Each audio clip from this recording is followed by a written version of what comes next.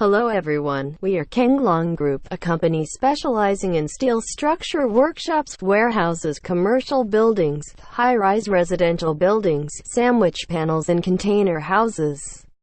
Today we want to introduce to you one of our projects in Fiji.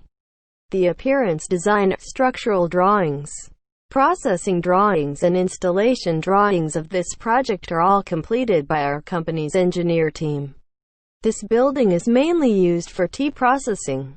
Based on the tea factory's need to convey the concept of health and cleanliness, we used brown and green to match the colors of the factory wall panels and accessories designed for customers. Brown represents tea, and green represents clean and healthy. The interior of the plant contains a partial mezzanine office, which not only makes full use of the interior space of the plant, but also allows factory leaders and workers to have a good office environment.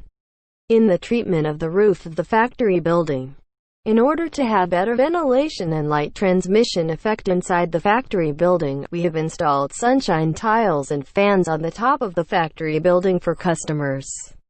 In the entire project, whether it is from the inside or outside of the plant, we have carried out a comprehensive full consideration and design for our customers, allowing customers to experience our professionalism and comprehensiveness.